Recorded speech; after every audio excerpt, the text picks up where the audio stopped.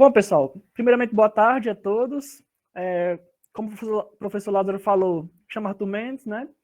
Sou estudante de iniciação científica, curso Ciência e Tecnologia, aqui na UFESA. Pretendo finalizar no próximo semestre e ingressar na engenharia elétrica. Bom, aqui nessa apresentação, eu quero trazer para vocês um pouco do meu trabalho, né, principalmente no meu primeiro ano de trabalho, sobre o que eu fiz, como eu fiz e o porquê eu fiz. Então, partindo aqui primeiramente para uma justificativa básica sobre o porquê de produzir jogos e materiais didáticos auxiliares para ajudar no ensino da física.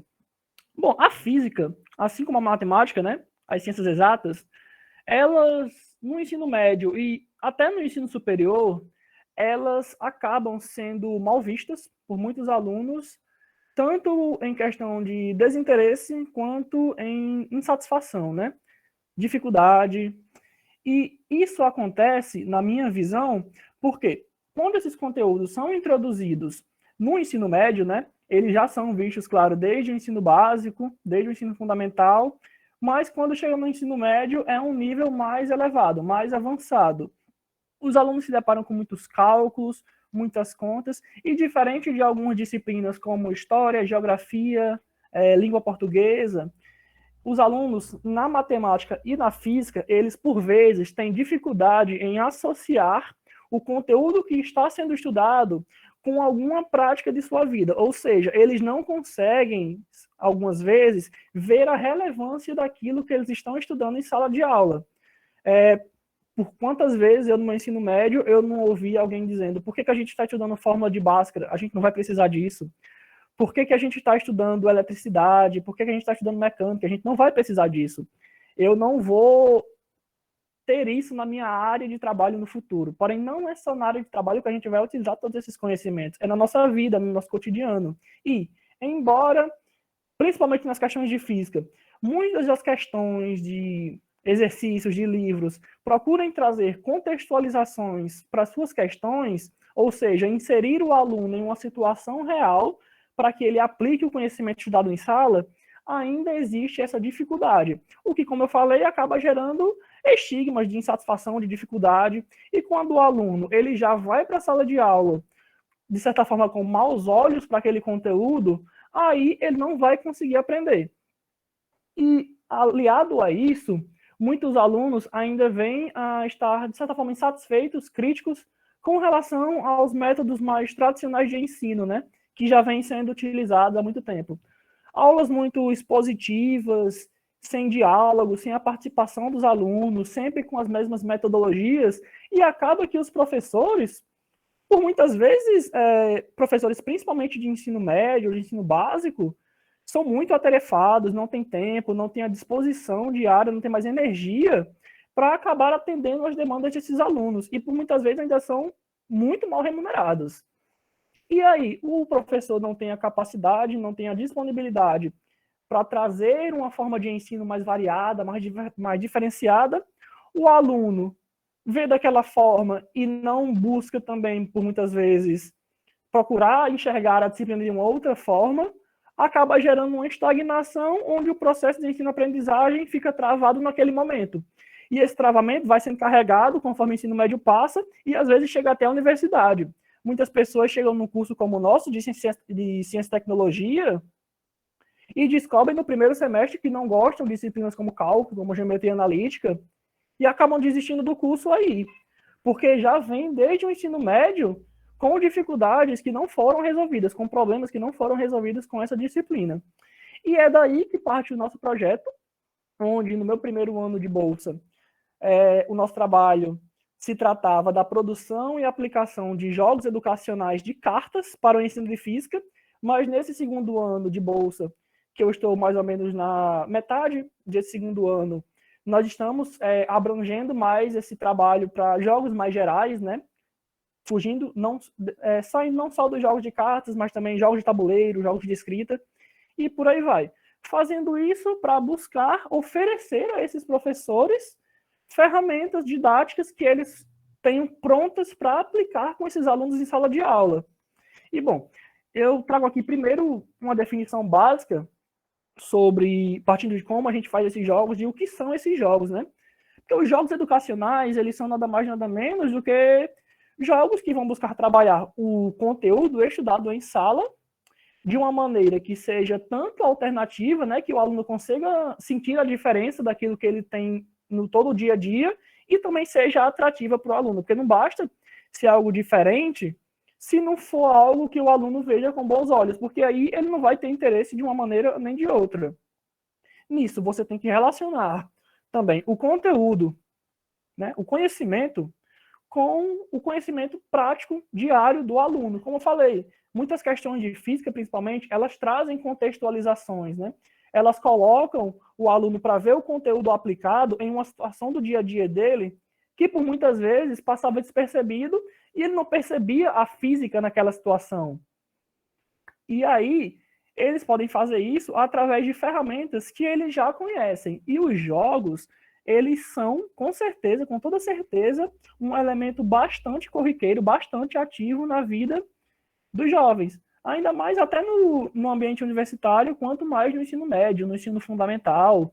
Muitas crianças hoje, como são os exemplos que eu trouxe aqui, aprendem coisas básicas, ou pelo menos exercitam, jogando.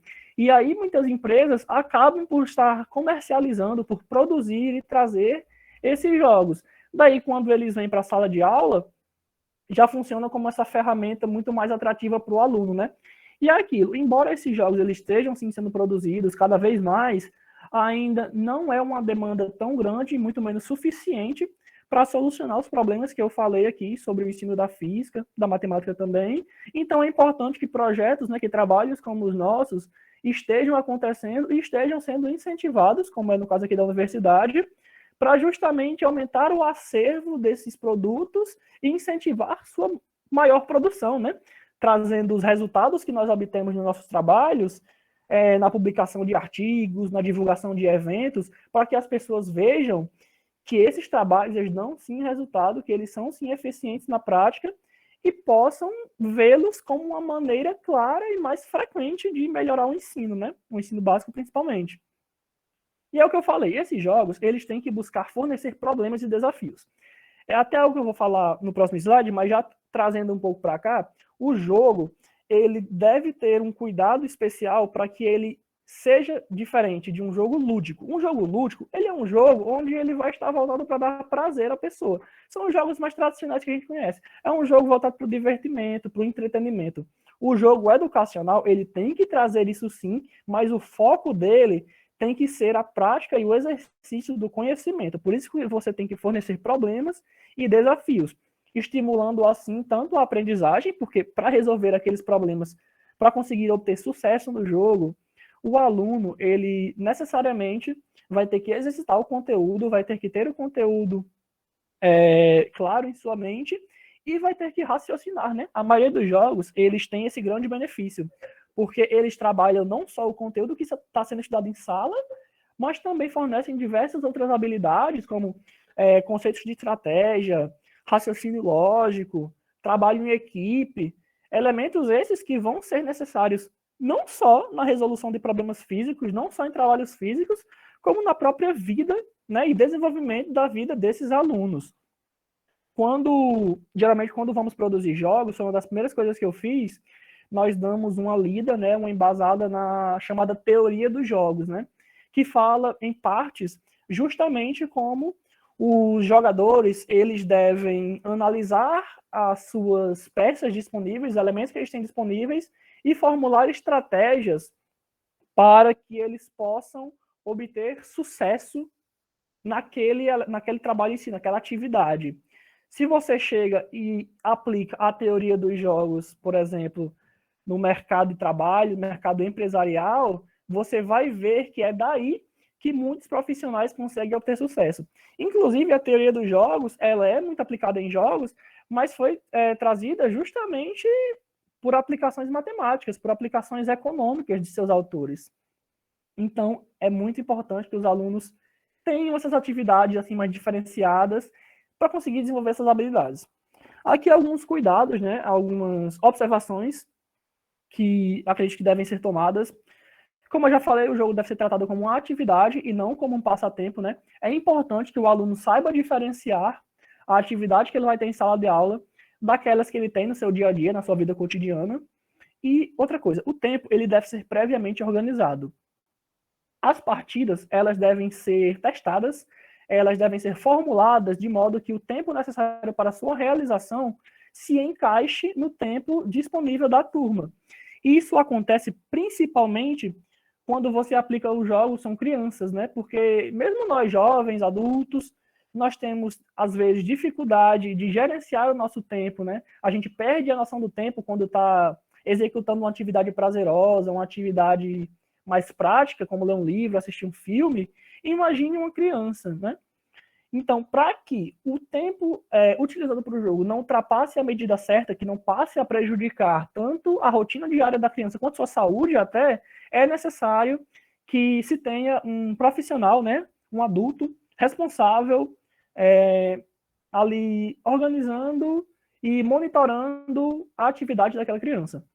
Outra coisa, o jogo ele deve ser adaptado, né? O professor ele deve adaptá-lo às características da turma. Como assim?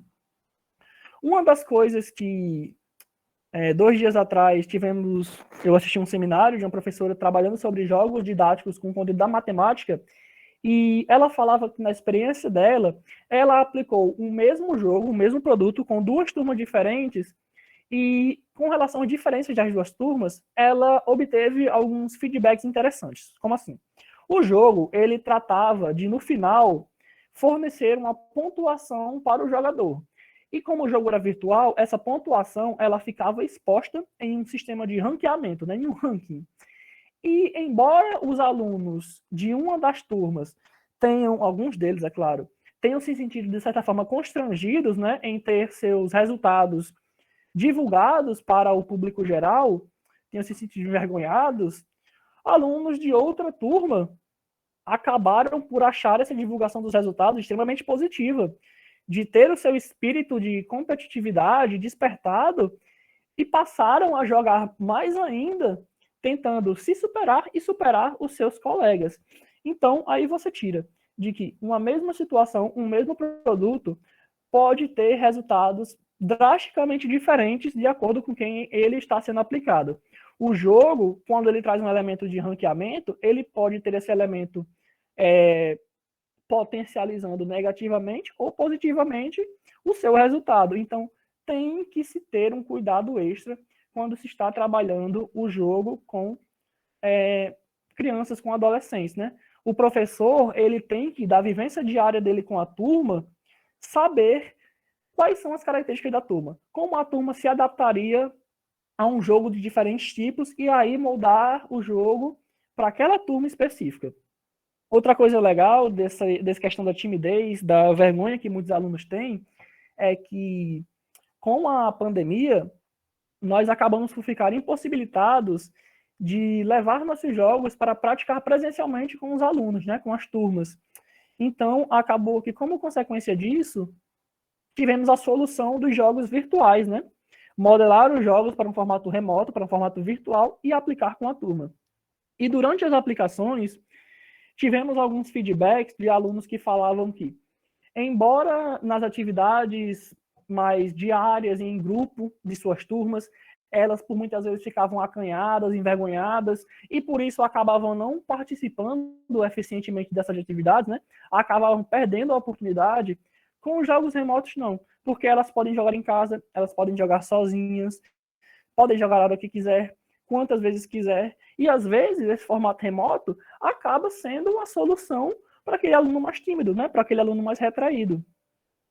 E até por isso que eu acredito que, mesmo que as aulas presenciais estejam voltando, né, a situação esteja se estabilizando, muitas escolas já estão até aplicando aulas presenciais, inclusive aqui na universidade, os jogos remotos que vieram como uma solução nesse evento de pandemia, eles não devem ser descartados, muito pelo contrário, eles devem ser continuamente produzidos e estimulados, porque com relação aos jogos tradicionais, aos jogos presenciais, os jogos virtuais têm, é claro que, algumas deficiências, né? Você não está trabalhando diretamente com o aluno ali, esse contato remoto às vezes não é tão eficiente quanto o presencial, mas no jogo remoto você também tem várias vantagens, né? Como eu disse, o aluno ele pode jogar em casa, ele tem mais tempo para praticar. Às vezes, hoje em dia, né, quando a maioria dos adolescentes tem um aparelho celular, já facilita o acesso. Até na sala de aula você pode jogar, né, caso a escola tenha Wi-Fi. Então, creio eu que os jogos virtuais, eles não devem se perder agora que a situação da pandemia está melhorando, né? Muito pelo contrário, eles devem ser estimulados ainda. Agora, pulando um pouco dessa justificativa, queria falar um pouco sobre como eu, pessoalmente, né, com o auxílio do professor Lázaro, com a orientação dele, produzo meus jogos, né? Como eu os faço, desde uma etapa de estudo, idealização e criação propriamente dita. Bom, partindo da pesquisa e idealização, primeiramente na pesquisa, é necessário que você busque alinhar o conteúdo que os alunos estão estudando ou que vão estudar com algum modelo de jogo. Por quê? Porque dependendo do conteúdo, você vai ter mais vantagens em trabalhar com um tipo de jogo ou outro, né? Sendo que nós temos vários e vários e vários tipos, né? Nós temos jogos de cartas, jogos de tabuleiro, jogos de associação, jogos da memória, jogos de escrita, jogos virtuais e por aí vai. E com isso você define os conceitos e habilidades a serem trabalhadas naquele jogo. Por exemplo, se você vai aplicar, né, você como professor ou como alguém que quer levar o jogo para o professor, você vê que vai haver uma aula, né, sobre o conteúdo da mecânica clássica. No conteúdo da mecânica clássica, você vai tratar com equacionamentos relacionados a movimento, movimento físico, né, velocidade, aceleração, tempo, espaço. E daí você tem que tirar essas habilidades, né? A habilidade de conseguir moldar equações, de trabalhar com grandezas para chegar nos resultados necessários com algum tipo de jogo. No nosso caso, o jogo que foi mais adequado nos nossos olhos foi o jogo de cartas, porque eu vou até mostrar um pouco mais na frente, mas com o jogo de cartas, você consegue, através das cartas, colocar nelas simbologias, você consegue colocar palavras, e nessas simbologias você pode ter grandezas físicas, você pode ter operações matemáticas, igualdades matemáticas, que são justamente os elementos necessários para quê? Para formar uma equação. E se você dispõe para o aluno um conjunto de cartas aleatórias com essas representações e pede para que ele, alternando essas cartas, busque formar equações, quando ele for resolver uma questão de física desse conceito, ele vai conseguir muito melhor separar os elementos que a questão o dá, pensar nos possíveis equacionamentos que ele pode utilizar, juntar as duas coisas e chegar numa resposta, que é um raciocínio, por muitas vezes, que os alunos têm dificuldade, né? Eu observava muito isso na disciplina de mecânica clássica, quando eu estava no segundo semestre aqui na UFESA. Os alunos, eles sabiam as equações, eles sabiam o que eles tinham na questão, mas eles não conseguiam alinhar uma coisa com a outra para chegar na resposta. É uma habilidade que eles podem desenvolver nesse tipo de jogo. E depois disso, você tem que criar um sistema sólido de regras. Eu digo sólido porque mesmo jogos que nós, por muitas vezes, praticamos e testamos, às vezes ou outra nós percebíamos que havia um conflito de regras ou que havia algum furo nas regras. Como, por exemplo, no jogo de cartas, o jogo simplesmente travar e nem um jogador conseguir avançar nele.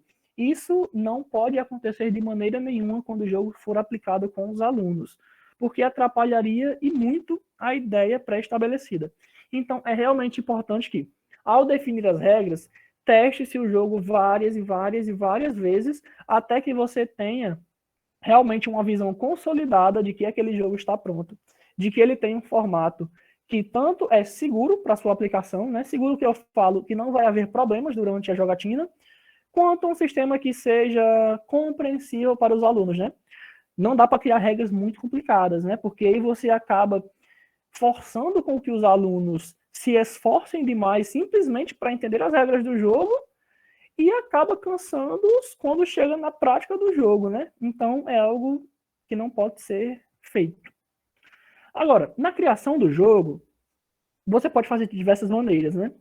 Aqui eu trago dois exemplos mais básicos de ferramentas que eu utilizo, sendo o Paint e o PowerPoint, que muitas pessoas podem até pensar que não são sistemas tão complexos, não são sistemas tão úteis para criação de designs e modelamento gráfico, mas uma vez que você passa a utilizá-los e vê todas as ferramentas e combinações que eles dispõem, você começa a ter a ideia, começa a ter a visão do enorme leque de possibilidades que você pode realizar nesses softwares. E são softwares muito básicos. O Paint vem em quase qualquer computador, acredito eu, é uma ferramenta muito básica, e o PowerPoint também não é de difícil acesso. São ferramentas que nós utilizamos por vezes para muitas outras coisas e que também são muito úteis para isso. Eu trouxe aqui também falando sobre o Unity, que seria mais para modelamento gráfico 2D e 3D de jogos mais complexos, e o WordWall. O WordWall, ele é um site, né, uma plataforma que dispõe de vários modelos de jogos, jogos da memória, jogos de corrida, jogos de tabuleiro, jogos de cartas, prontos para serem moldados conforme o que você quer. Exemplo, quando fizemos o nosso jogo da memória de cartas, nós queríamos adaptá-lo para o formato remoto. O WordWall já dispunha de um jogo da memória para um único jogador, onde os únicos processos que teríamos que fazer seriam definir quais seriam as cartas e inserir o design das cartas no site. De resto, ele fazia tudo praticamente sozinho. Ou seja, é uma ferramenta extremamente intuitiva para trabalhar e criar jogos. Ele dispõe de uma vasta gama de jogos e ele, o melhor de tudo é que ele é gratuito. E é aquilo, você tem que criar o jogo de forma que o design final dele tenha uma aparência funcional, atrativa e comercial. Funcional se dá no quesito de que o jogo deve conter todas as informações necessárias para que o aluno, né, o jogador, consiga se virar no jogo, né? No caso de um jogo de cartas, a carta ela tem que ter todos os elementos necessários, todas as simbologias, né? Todas as instruções para que não haja confusão na hora de jogar. E o aluno, até sozinho, consiga praticar o jogo sem muitos problemas. Atrativa e comercial é mais no quesito de, como posso dizer, embelezar o jogo, né? Deixar o jogo de uma forma mais atrativa mesmo para os alunos, que é utilizar cores fortes, né? Um leque variado de cores, elementos gráficos que sejam atrativos, interessantes, né? Para que quando o aluno veja aquele produto, ele realmente pense em algo fora do que ele vê tradicionalmente em sala de aula, né? Ele pense, pô, isso daqui é diferente. Eu vou dar uma tentativa para isso daqui. É algo novo. Acredito que dê para entender dessa forma, né? A questão do atrativo e comercial.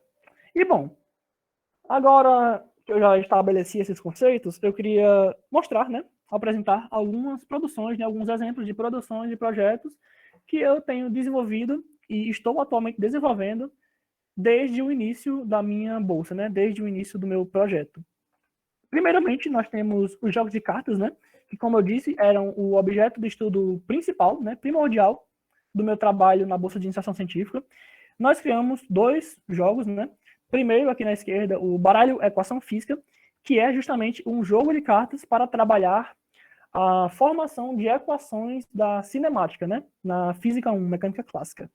O jogo, ele traz um conjunto de cartas, onde essas cartas, elas trazem representações gráficas de grandezas físicas, operações matemáticas, né? Soma, subtração, multiplicação, divisão, um símbolo de igualdade, né? E daí você já tem todos os elementos necessários para formar uma equação, trazendo variação de espaço, variação de tempo, variação de velocidade, velocidade média e aceleração média. O jogo ele foi pensado para ter também cartas de efeito, de modo que essas cartas de efeito busquem dar ao jogo um elemento a mais do que só praticar o conteúdo, né? Busquem aumentar a dinâmica do jogo, deixá-lo mais divertido, por assim dizer. E nele, os jogadores podem receber as cartas, alternar suas cartas e tentar formar equações. O baralho equação física ele foi feito com um design único, mas em seus modos de jogo existem variâncias para que o aplicador do jogo possa adaptá-lo melhor ao estilo da turma, né? Seus modelos de jogo são baseados em jogos já existentes, né? Com algumas adaptações próprias para ele, mas jogos já existentes para que quando o aluno pegar, ou pelo menos a maioria dos alunos pegar, ele já consiga associar as regras do jogo com as regras de algum jogo popular que ele já conhece na sua vida. E aí,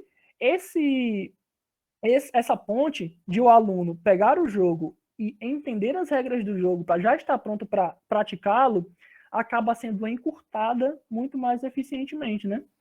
E, aliado a isso, nós trazemos o baralho Memória Física, que trata de um dos jogos, se não o jogo mais simples e mais conhecido de cartas que você encontra, né? Um jogo da memória. Porém, no caso do baralho Memória Física, nós realizamos, como eu disse nos processos iniciais, um estudo para ter uma noção do grau de reconhecimento dos estudantes de uma turma de ensino médio na questão da associação entre grandezas físicas e unidades de medida. Por quê? Porque nós observamos em testes aplicados e em provas estudadas que os alunos, mesmo que consigam chegar às respostas em questões, em problemas, eles acabam por esquecer de, em sua resposta, representar a unidade da grandeza ou acabam representando de forma errônea essa unidade.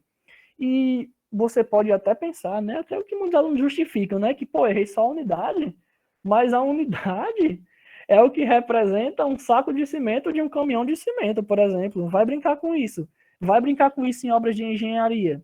Pode dar problemas muito grandes. Então, é vital que quando os alunos estudam a física, eles saibam representar e diferenciar as grandezas e suas unidades. Daí, nós criamos um baralho, né, onde cheio de pares, onde os pares são formados, né, diferentemente do jogo da memória tradicional, onde os pares eram formados por cartas idênticas. Nesse jogo, os pares são formados por cartas grandeza e carta unidade, sendo que ambas têm que ser a grandeza física e sua unidade de medida correta, de acordo com o Sistema Internacional de Unidades, né, o SI, que foi onde pegamos o embasamento para isso. As cartas, elas tanto no modelo presencial quanto no modelo remoto, possuem em seu conteúdo a simbologia correta da grandeza da unidade e a forma de escrita por extenso correto da grandeza e da unidade. Daí, o jogador, no modelo remoto, que foi o que nós aplicamos, ele vai ter todas as cartas embaralhadas e viradas para baixo, vai tentar formar os pares, todo par que ele consegue formar, as cartas vão permanecer viradas para cima, até que ele consiga, ao final do jogo, encontrar todos os pares. Esse jogo, ele possui um sistema de ranqueamento também, né? Um sistema de ranqueamento de pontuações, que, no caso da turma com a qual aplicamos, foi bastante bem visto, né? Estimulou bastante os alunos, como nós observamos nos seus feedbacks. Eles se sentiram instigados a continuar praticando o jogo contínuo às vezes, ou para obter melhores resultados competindo consigo mesmo, ou competir com seus colegas e ter seu nome lá no topo do ranking. Inclusive, esse sentimento de competitividade foi despertado, inclusive, com professores que testaram o jogo e participaram da sua aplicação, né? Olha que interessante. Agora, partindo para o nosso segundo tipo de jogo, né? Nós temos os jogos de escrita, né? Mais precisamente um jogo chamado Caça-Equações. Esse jogo, ele já vinha sendo desenvolvido por uma estudante de mestrado, né, do programa de mestrado profissional em ensino de física da instituição, né, daqui da UFESA. Nós pegamos ele para dar continuidade e estamos trabalhando com ele para formar um conjunto de jogos de escrita, uma espécie de livros que dispunha de diversos jogos de escritas, como caça-palavras, né, que aqui seriam caça-equações, criptogramas, cruzadinhas, né, como são chamadas, trabalhando os conteúdos da física. No caso do caça-equações, ele é basicamente um caça-palavras, só que no lugar das letras, ele vai ter simbologias físicas e matemáticas, e as palavras serão substituídas por equações físicas, né? Vocês veem aí que eu coloquei em amarelo, né, destacado uma das equações, né? Mas nós temos várias. E a ideia é trabalhar com que os alunos, ao buscarem as equações, nesses casos equações, consigam passar a reconhecer melhor essas equações, né? Na mesma ideia do baralho de equação física. E, por último, um jogo que está atualmente em desenvolvimento, né? Um jogo que ainda não tem nome, mas que é um jogo relacionando o conteúdo da mecânica clássica com futebol, né? Com esporte de futebol. Que, principalmente aqui no Brasil, creio eu que seja provavelmente o esporte mais popular, principalmente entre jovens, né? Principalmente entre meninos até. E o que é que esse jogo trabalha? Ele busca trazer inicialmente cartas diferenciadas, onde cada carta será representando uma posição de um time de futebol, né? As cartas vermelhas para atacantes, as amarelas para goleiros, as azuis para zagueiros e as verdes para meio-campistas. E em cada carta teremos um conjunto de parâmetros como força, impulsão, velocidade no eixo X, velocidade no eixo Y, que são justamente os parâmetros que definem ou não se um jogador vai ganhar uma disputa num jogo de futebol. Que disputas seriam essas? Quando um jogador tenta roubar a bola de outro, quando o jogador chuta a bola no gol e o goleiro tenta alcançá-la.